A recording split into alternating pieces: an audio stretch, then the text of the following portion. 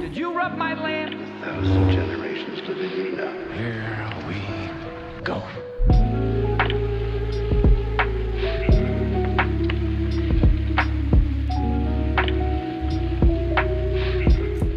Incredible. And Chris from FilmSpeak, if you want to go next. Yeah. So leaving the screening, one moment of the movie that definitely stood out to me, and the first thing that popped in my head was the cojones of these guys of putting one of the most pivotal scenes set between two rocks in a barren desert. And that reminded me of Swiss Army Man, when Hank gets over his repression and his self-loathing by farting in public. And I just want to applaud y'all for finding that edge between brilliance and insanity and keeping yourselves from going off. Like, how do you find that edge, and how do you know how far is too far? Yeah, I think there's like a Kurt Vonnegut quote where he's like, out on the edge, there's so much more you can see. You just got to be careful not to go over.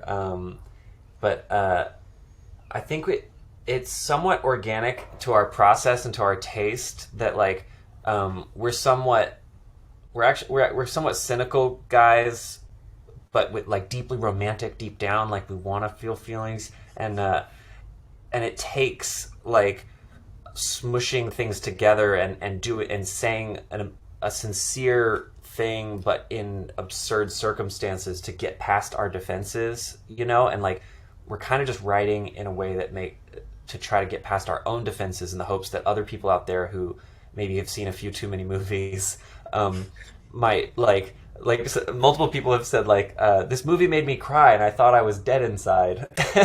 And I think that's the like sweetest compliment, and I think there's something about absurdity that sneaks past people's defenses, and it's definitely about more than just the laugh of it, Yeah, there's two of us, and so there's a tension there, creative tension, so that we make sure we don't go off the edge.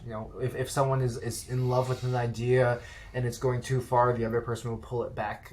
And then the last thing is, we always want to make our moms proud. So as wild as our movies are, we always go, okay, the litmus test is would we be able to show this to our parents? And I think, and we welcome reactions and criticism. We're not just in a bubble as we write or make the movie.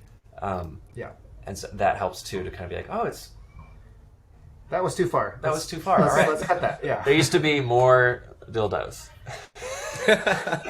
We were like, we don't have to rub it in their face. We'll do less.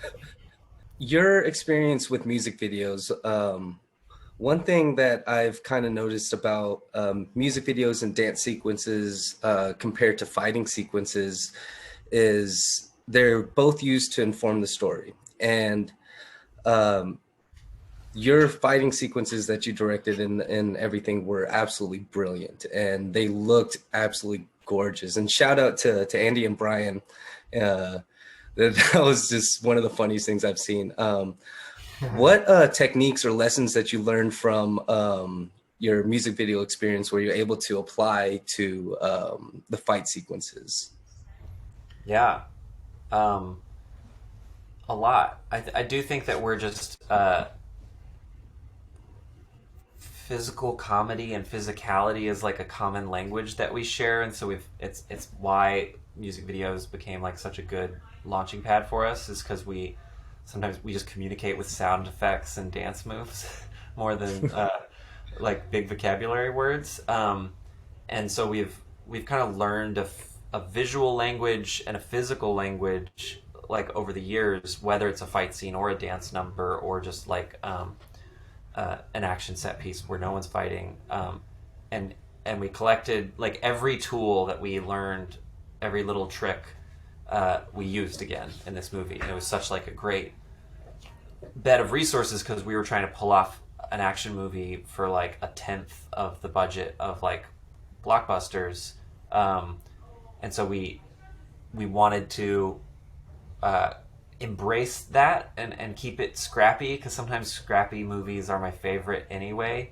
I think that's one lesson we learned, whether it was dance or fighting over the years, was like, sometimes more people with guns makes for a boring movie. Like, sometimes keeping it small is more interesting. One dancer can be more riveting than 30, if it's earned, you know. But oh my God, our coordinator Tim Ulick and the Lowe brothers, Andy and Brian, just elevated it, and we're so grateful. They made us look very good. Thank you. Thanks, y'all. Thanks, guys. Thank you for Perfect. the movie.